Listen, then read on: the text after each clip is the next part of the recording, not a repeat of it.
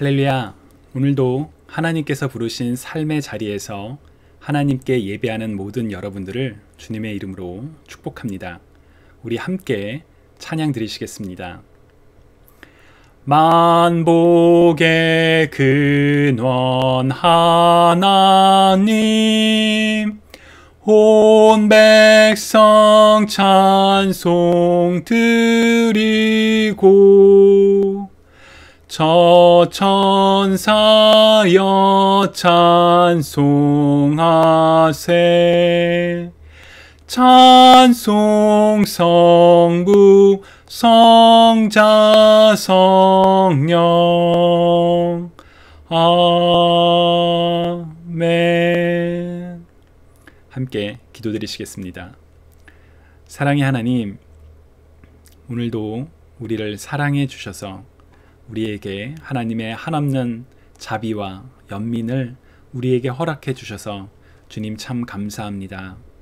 주님, 저희가 살아가고 있는 하루하루가 정말 앞날을 알 수가 없어서 우리 안에 불안함도 많이 있으며, 또한 갑작스러운 전염병으로 인해 많은 사람들이 고통받고 있기에 하나님, 우리가 더욱더 하나님만을 의지하며 하나님을 의뢰하며 하나님께로 나아갑니다.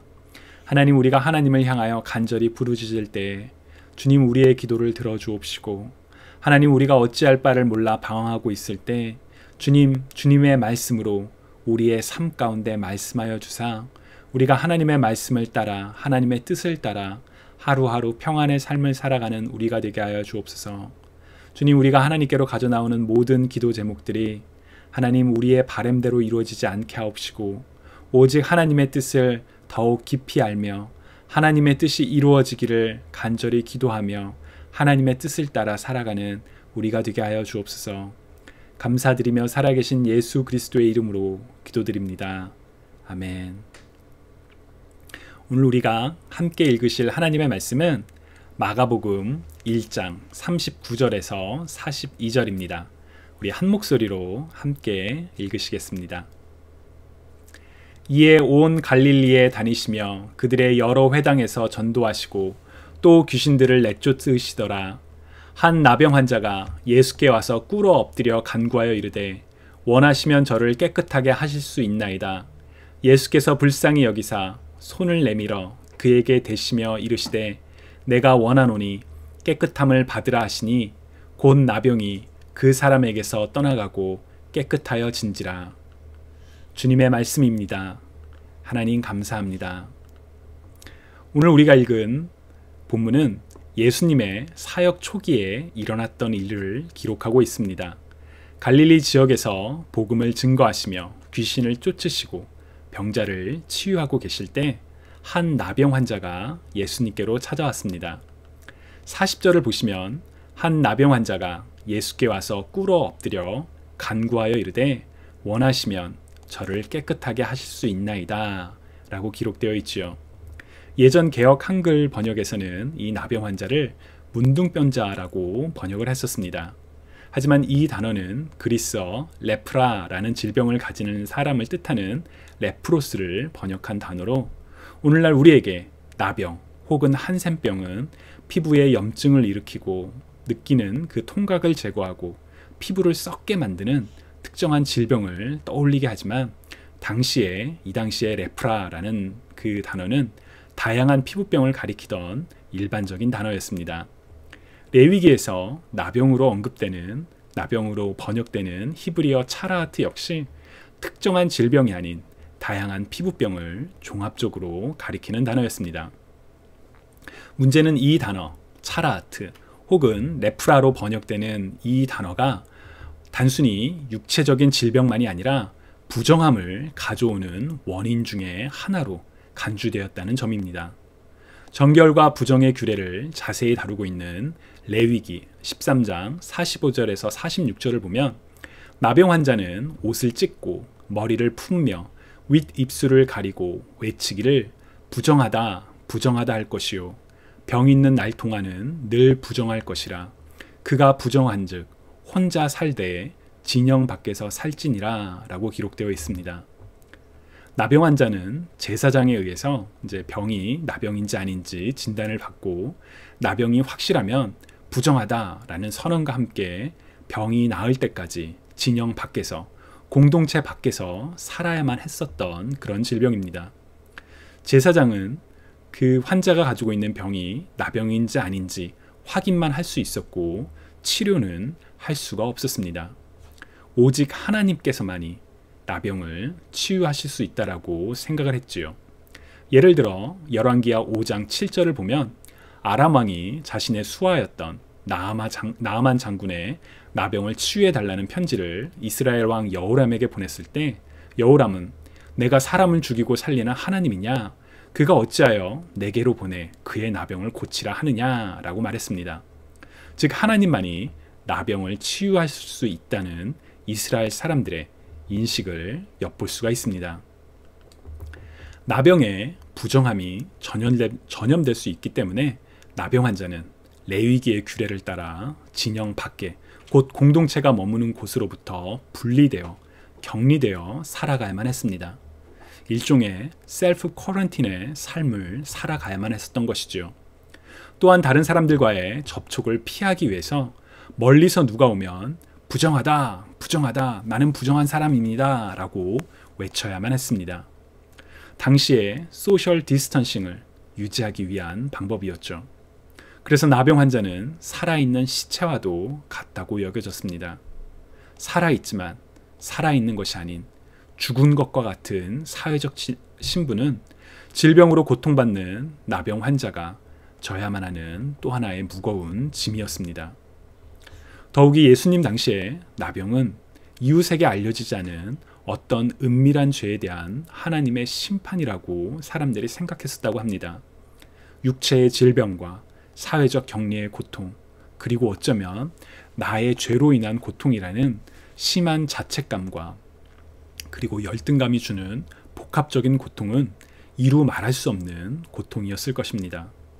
그렇게 큰 고통을, 무거운 고통을 앓고 있는 나병 환자가 오늘 본문 40절에 기록된 것처럼 예수님께로 나왔습니다. 처음에 말씀드렸던 것처럼 이때는 예수님의 사역의 초기였습니다.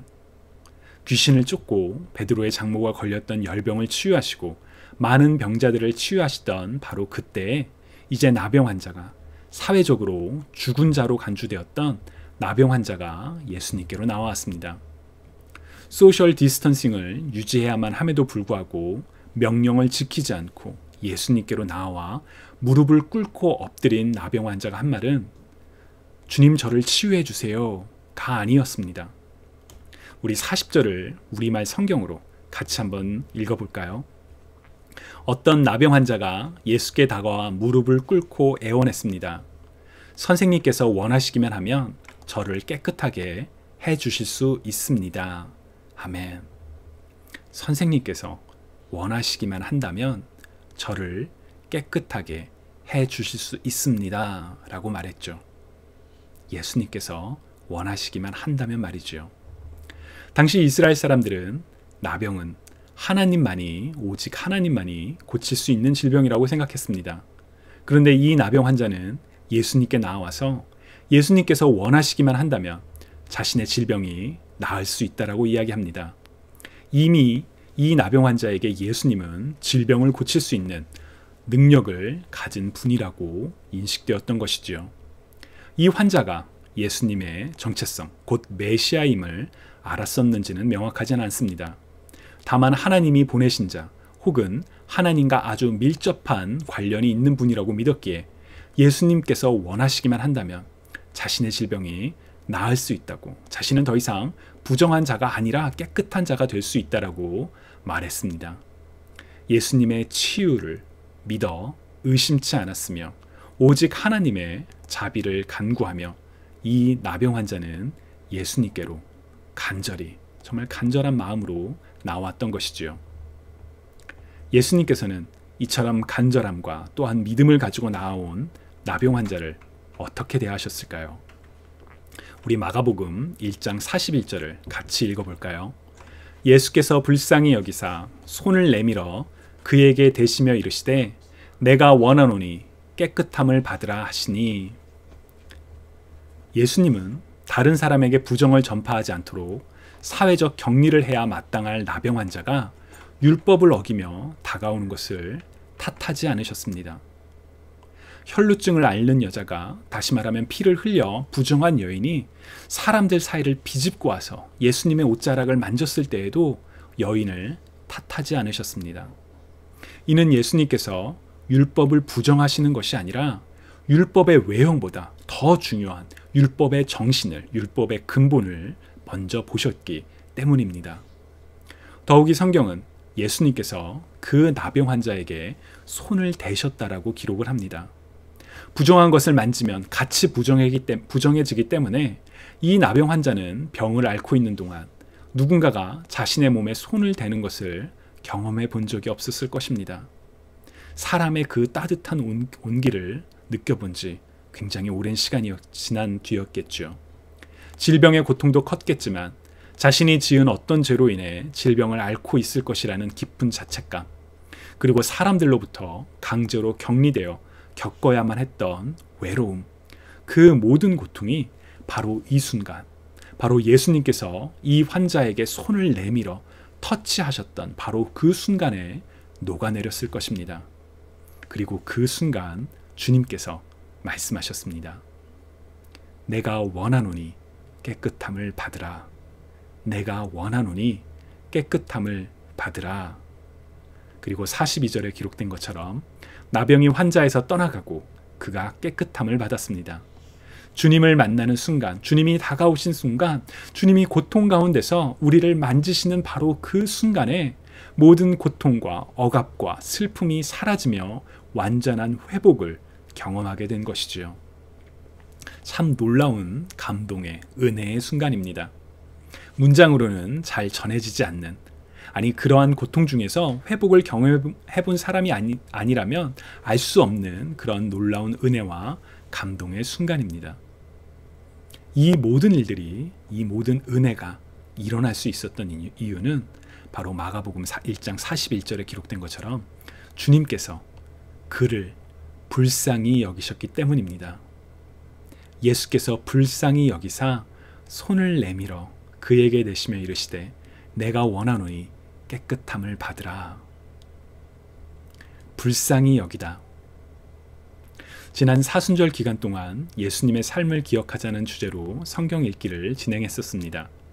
예수님의 삶을 돌아보게 하는 여러 성경 구절을 47일 동안 읽으면서 눈에 계속적으로 들어왔던 단어 중에 하나가 바로 불쌍히 여기다 라는 단어였습니다. 이전에 성경 읽기를 할 때만에는 주로 예수님의 치유 그 자체에 혹은 병이 나은 사람에게 집중을 했는데, 이번 사순절 묵상 기간에 예수님께서 병을 고치시는 장면마다, 아니 예수님께서 사람들을 바라보시는 그 순간마다 불쌍히 여기셨다라는 단어가 참 많이 반복된다는 것을 깨닫게 되었습니다. 불쌍히 여기다. 이 단어는, 이 표현은 단순히 누군가의 상황이 안타깝다, 불쌍하다라는 그런 뜻이 아닙니다.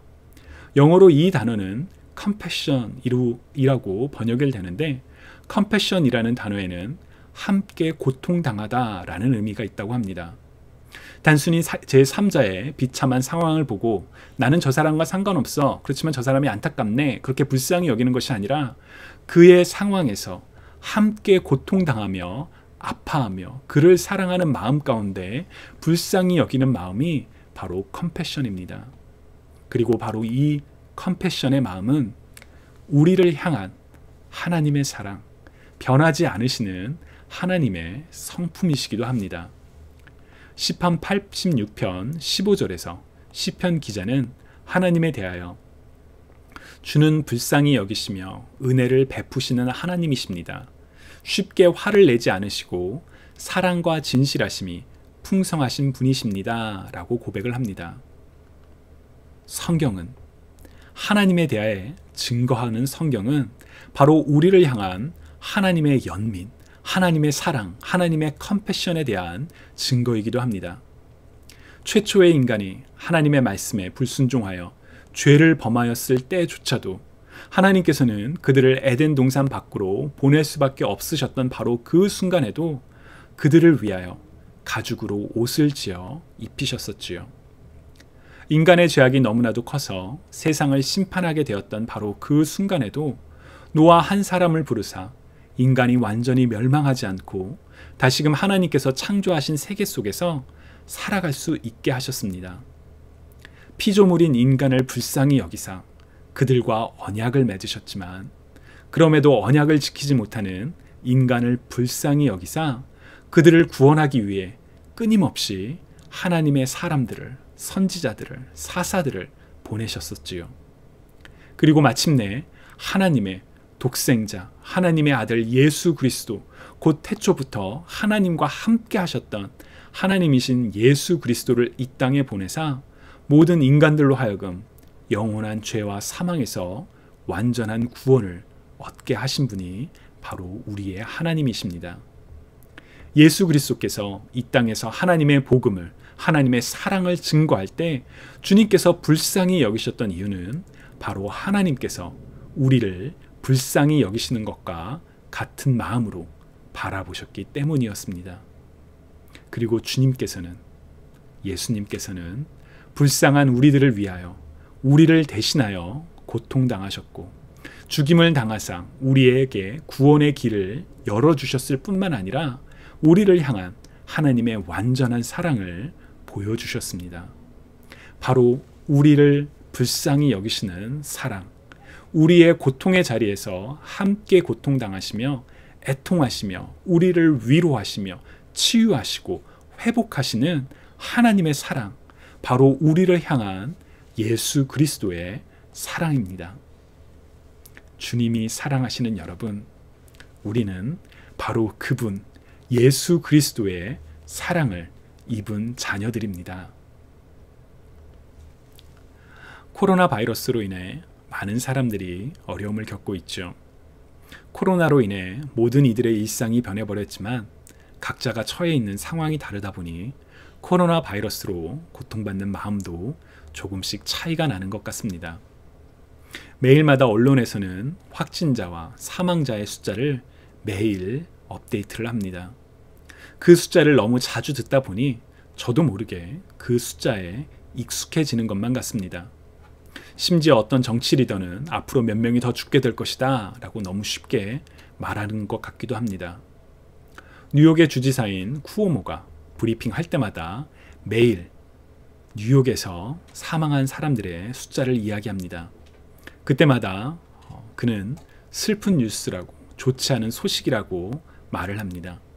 통계적으로 줄었지만 여전히 고통스러운 숫자라고 이야기하는 걸 보면서 코로나 바이러스로 인한 고통을 바라보는 저 자신의 마음을 돌아보게 됩니다.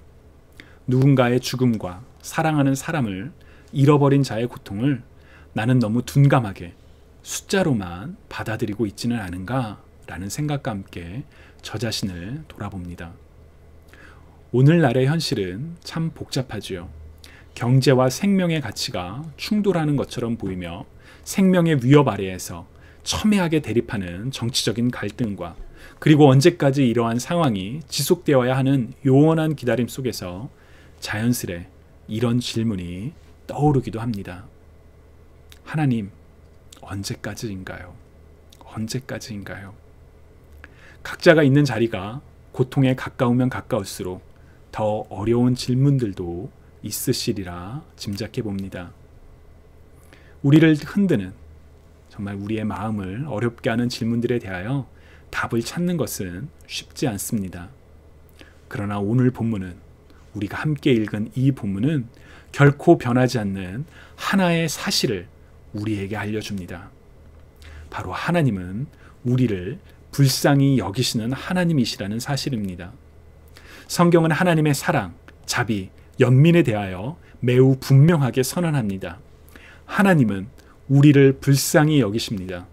하나님이 우리를 불쌍히 여기시지 않으셨다면 하나님의 아들 예수 그리스도가 이 땅에 와서 우리를 대신하여 고통을 당하시는 일이 일어날 수 없었을 것입니다. 하나님이 우리를 불쌍히 여기시기에 독생자 하나님이 이 땅에 오셨으며 예수 그리스도는 우리를 향한 하나님의 사랑을 십자가를 통해 우리에게 분명하게 보여주셨습니다. 주님이 사랑하시는 여러분, 하나님께서는 우리를, 저와 여러분을 불쌍히 여기십니다. 우리를 향한 변하지 않는 컴패션, 사랑, 자비, 연민을 가지고 계신 분이 바로 우리의 아버지 하나님이십니다. 상황은 불확실하고 불안정하며 알 수 없지만 그 어떠한 상황 가운데서도 주님은 우리를 사랑하시며 우리를 불쌍히 여기시는 하나님을 기억하며 붙들며 하나님과 동행하는 저와 여러분이 되시기를 주님의 이름으로 간절히 축원합니다. 하나님의 사랑을 확신하는 우리 모두를 향한 편지의 일부를 읽으며 오늘 설교를 마치려고 합니다. 이로써 우리는 하나님께서 우리를 위해 베푸신 그 사랑을 알 수 있고 그 사랑을 굳게 믿을 수 있습니다. 하나님은 사랑이십니다. 사랑 안에 사는 사람은 하나님 안에 사는 사람이며 하나님도 그 사랑 안에 계십니다. 하나님의 사랑이 우리 안에 완전해질 때 우리는 하나님께서 심판하시는 그 날에 아무 두려움 없이 설 수가 있을 것입니다. 우리에게 어떤 두려움도 있을 수 없는 것은 우리가 이 세상에서 예수님과 같아지기 때문입니다. 사랑이 있는 곳에는 두려움이 없습니다. 왜냐하면 완전한 사랑이 두려움을 내어쫓기 때문입니다. 사람을 두렵게 만드는 것은 벌을 받을지도 모른다는 마음 때문입니다. 그러므로 두려움을 갖고 있는 사람은 사랑을 완성하지 못한 사람입니다. 하나님께서 우리를 먼저 사랑해 주셨기 때문에 우리도 사랑해야 합니다. 어떤 사람이 나는 하나님을 사랑해요 라고 말하면서 그의 형제를 미워하면 그는 거짓말쟁이입니다. 이는 눈에 보이는 자기의 형제도 사랑하지 못하면서 보이지 않는 하나님을 사랑할 수는 없기 때문입니다. 그러므로 하나님께서는 누구든지 하나님을 사랑하는 사람은 자기 형제들도 사랑해야 한다고 우리에게 명령하셨습니다. 사도 요한이 2000년 전에 쓴 우리를 향한 주님의 말씀입니다. 기도하시겠습니다.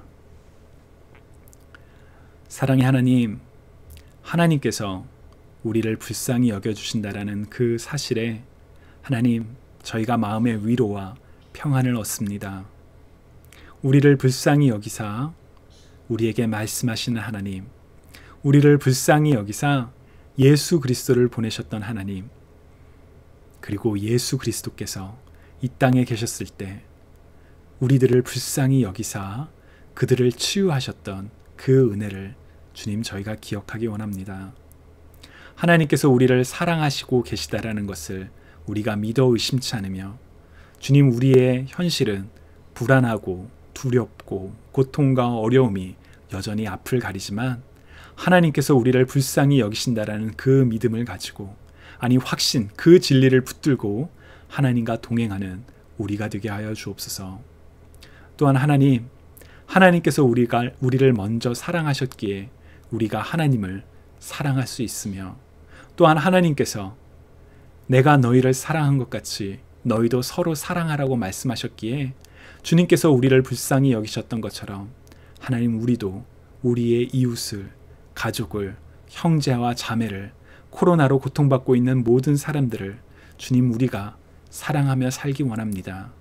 주님, 우리가 어떻게 오늘 하루 그 사랑을 실천하며 살 수 있을지 말씀하여 주시고 인도하여 주옵소서. 하나님께서 보여주시는 그 인도의 길에서 하나님의 뜻에 순종하며 담대히 주님과 동행하게 하여 주옵소서. 이제는 우리를 불쌍히 여기시는 하나님의 사랑을 기억하며 예수 그리스도의 말씀처럼 우리의 이웃을, 형제와 자매를, 가족을, 원수까지도 사랑하기 원하는 모든 하나님의 딸과 아들들에게 우리 주 예수 그리스도의 은혜와 우리 주 아버지 하나님의 사랑과 성령 하나님이 친밀히 교제하심이 지금부터 영원까지 함께 있기를 간절히 기도합니다. 아멘.